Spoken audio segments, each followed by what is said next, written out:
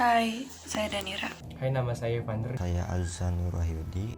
Saya Jatrisi Ramadhani. Saya Muhammad Farhan Taka. Perkenalkan, nama saya Ragilia Putri. Itu nama saya Dikaranta Putra. Perkenalkan, saya Surtini. Hai, saya Raihan. Hai, saya Sifan Muhammad. Dan ini adalah tugas jari minat kami. Setelah memenangi Perang Ottoman-Mamluk pada tahun 1517, Ottoman resmi menguasai Mesir dengan gubernur pertama orang Mamluk.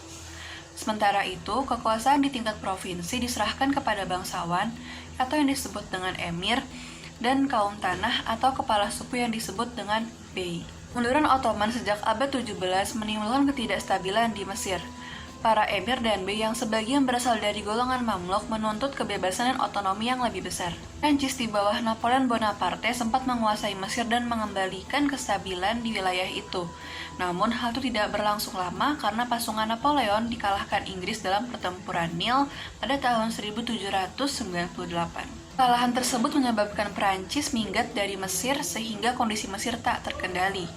Ottoman pun mengambil tindakan keras kepada kaum Mamluk yang tidak taat.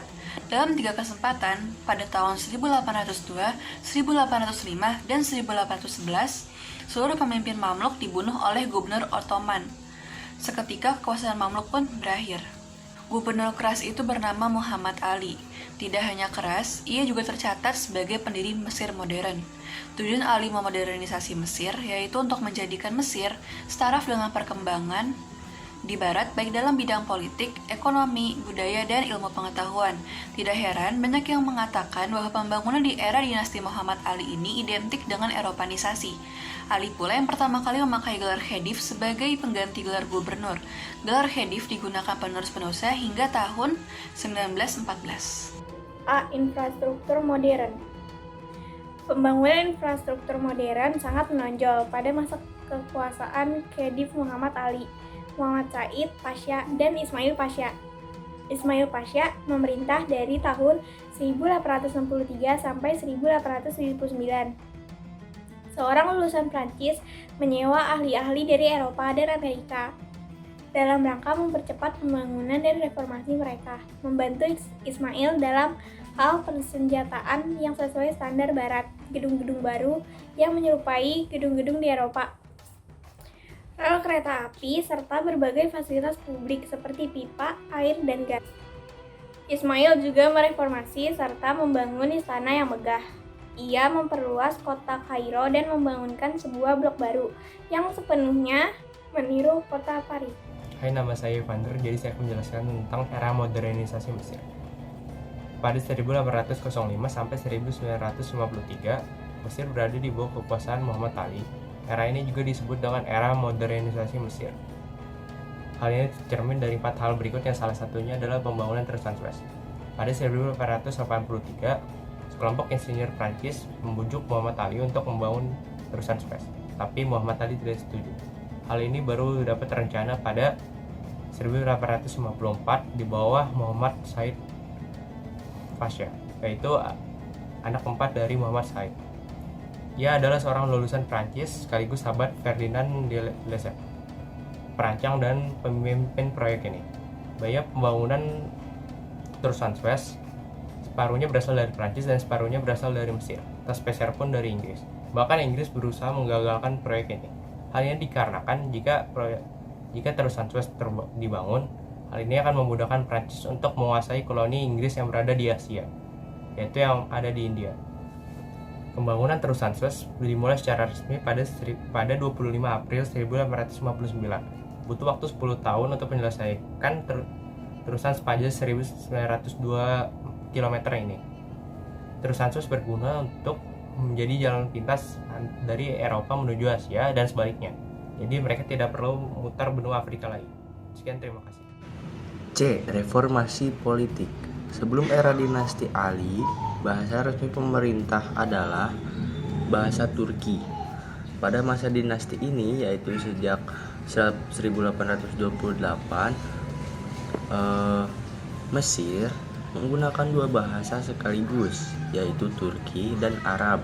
Terobosan besar dalam bidang pemerintah terjadi pada masa Ismail Pasha, yaitu pembentukan sebuah majelis Perwakilan pada 1866. Mayoritas anggota majelis adalah kepala-kepala suku. Meskipun murni badan penasehat, pengaruh pada anggotanya cukup kuat dalam pemerintah. Dengan bantuan ahli militer Eropa dan Amerika, militer Mesir nyaris menaklukkan Istanbul pada 1833 setelah menguasai Suriah, salah satu provinsi di Ottoman. Setahun sebelumnya, penaklukan itu urung dilakukan setelah Sultan Ottoman memberi 2 konsesi kepada Ali, yaitu sebagai berikut. Yang ke-1, jabatan gubernur Adana atau Anatolia Tenggara dan Suriah merupakan hak Moh Ali dan keturunannya. Yang kedua, Ottoman menjamin keamanan pasukan Ali saat kembali ke Mesir. Perkenalkan, saya Surtini dari 11 IPS 1. Saya akan menjelaskan tentang kemunduran dan kebangkrutan Mesir. Dana untuk berbagai proyek modernisasi Mesir ternyata berasal dari pinjaman luar negeri seperti Inggris dan Perancis. Namun, ambisi itu ternyata tidak diimbangi dengan kemampuan tata kelola keuangan yang baik. Mesir tidak sanggup membayar. Untuk mencegah kebangkrutan, Ismail pun menjual sebagian besar saham perusahaan Suez kepada Inggris pada tahun 1875. Inggris pun menjadi pemegang saham mayoritas meskipun tidak mengeluarkan sepeser pun untuk membangun terusan tersebut. Dana hasil penjualan saham tersebut ternyata tidak cukup untuk menyehatkan keuangan Mesir. Ismail meminjam lagi kepada Inggris dan Perancis, namun sekali lagi gagal untuk memulihkan kondisi keuangan Mesir.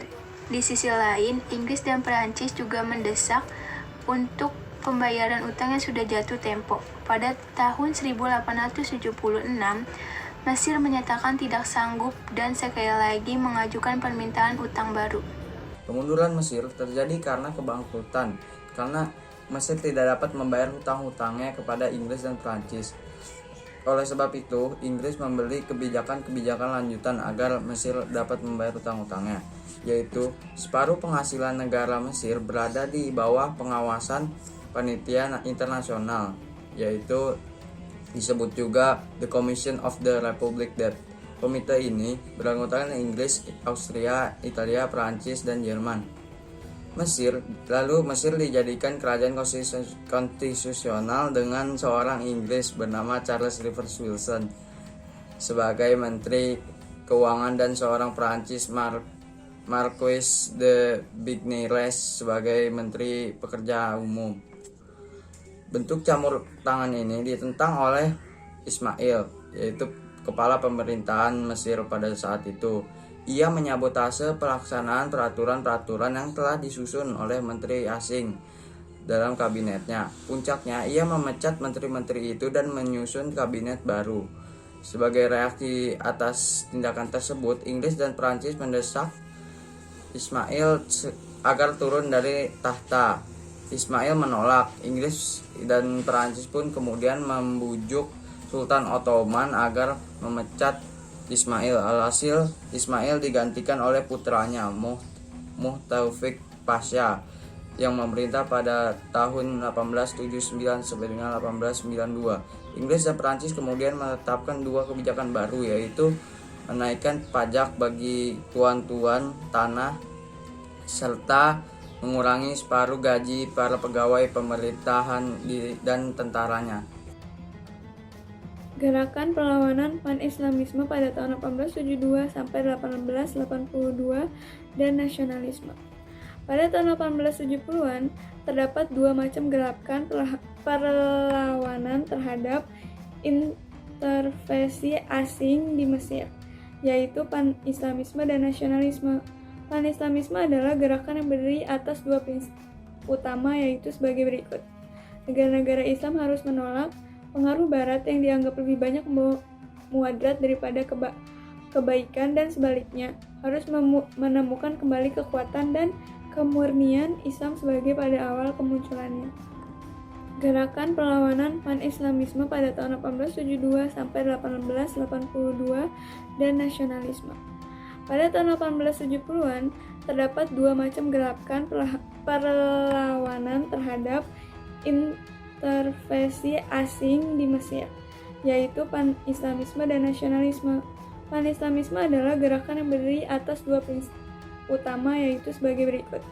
Negara-negara Islam harus menolak pengaruh Barat yang dianggap lebih banyak mudarat daripada kebaikan, dan sebaliknya harus menemukan kembali kekuatan dan kemurnian Islam sebagai pada awal kemunculannya. Gerakan kembali kekuatan dan kemurnian Islam itu harus seiring sejalan dengan persatuan seluruh negara Islam di bawah sebuah negara Islam atau kekhalifahan.